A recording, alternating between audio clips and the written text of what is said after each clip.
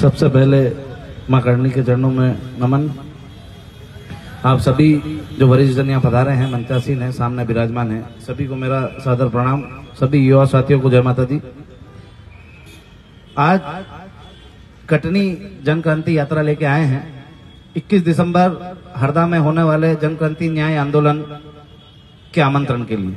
तो आप सभी से निवेदन है कि आप सभी उस आंदोलन का हिस्सा बने और हमें और हमारे समाज को और सर्व समाज को मजबूती प्रदान करें, क्योंकि जब जब अत्याचार और अन्याय बढ़ता है तब तक हमें ही आगे बढ़कर उसका प्रतिरोध करना पड़ता है, प्रतिशोध करना पड़ता है, तभी जाके ये अन्याय खत्म होते हैं।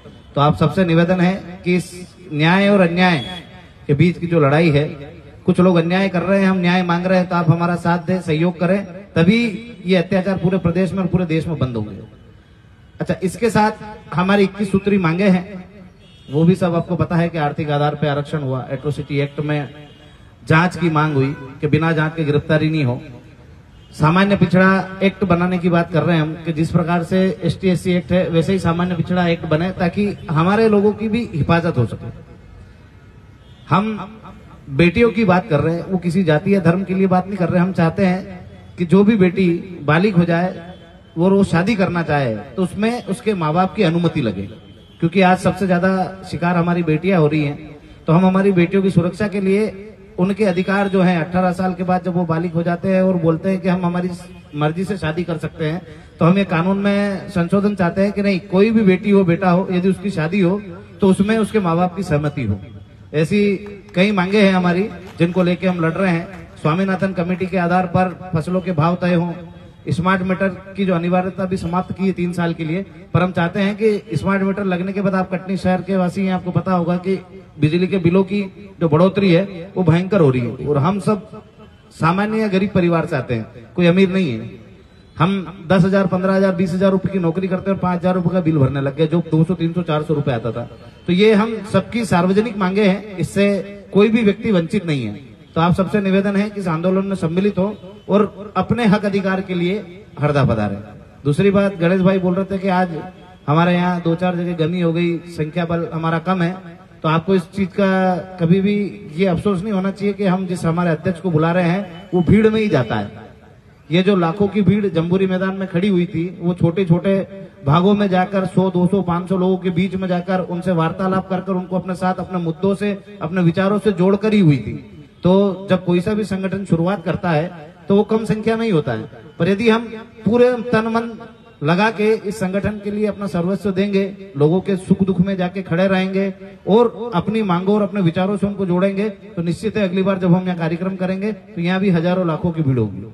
पर हमारा उद्देश्य भीड़ के पास जाना नहीं है। इन्होंने बोला कि अब हम कैसे सभा करेंगे, तो पिछली बार जब मैं 8 जनवरी में आया था तो इससे आधे ही लोग थे, आज उससे डबल है। तो हम यदि लोगों के बीच में जाएंगे, जैसे कि आपके जितने भी तहसील हैं उनमें तहसील अध्यक्ष की नियुक्ति करिए, आप उनको अपने विचारों से जोड़िए, अपने मुद्दों से जोड़िए और उनको बोलिए कि गांव गांव जाए, अपनी बातों को रखे और अपने मुद्दों को समझाए।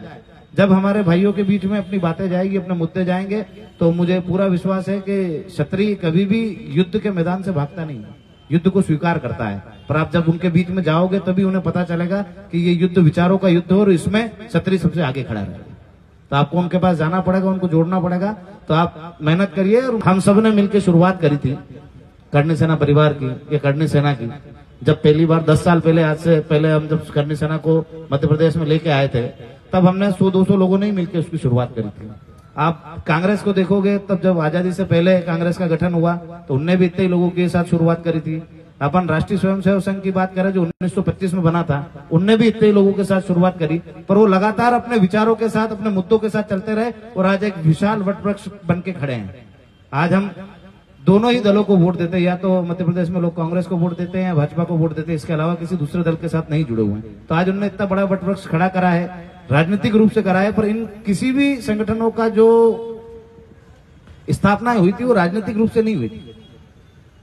RSS ने सर्व हिंदू समाज को जोड़ने के लिए संगठन बनाया था, कांग्रेस आजादी की लड़ाई में शामिल होने के लिए युवाओं को जोड़ने के लिए संगठन बना था, पर स्थितियां और परिस्थितियां देखकर जब जब उनको लगा कि अब इसमें परिवर्तन होना चाहिए तो सब राजनीतिक रूप अग्रसर हुए। भारतीय जनता पार्टी का भी गठन हुआ, आजादी के बाद हुआ, कांग्रेस का गठन आजादी के पहले का है, पर ये इनने अपने अपने मुद्दे और अपने अपने सिद्धांतों को छोड़ के काम नहीं करा, लंबे समय तक चलते रहे। तो हमारे भी कुछ मुद्दे हैं, हमारे भी कुछ सिद्धांत हैं, उन सिद्धांतों के साथ, हमारे मुद्दों के साथ यदि हमारे संगठन के लिए काम करेंगे, समाज के लिए काम करेंगे, तो निश्चित तौर पर हम भी एक वटवृक्ष के रूप में खड़े होंगे। वैसे मध्य प्रदेश में आज भाजपा और कांग्रेस की जितनी बड़ी बड़ी रैलियां होती है, वैसी प्रादेशिक जो रैलियां होती है हमारी उनसे बड़ी भी होती है, उनसे अच्छी संख्या में भी है, पर कई जिलों में अच्छा काम है तो कई जिलों में थोड़ा कम है।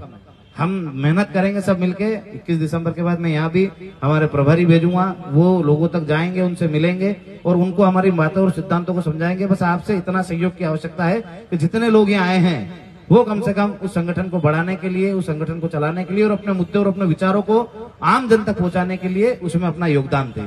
इसी के साथ जय माता दी, जय माता।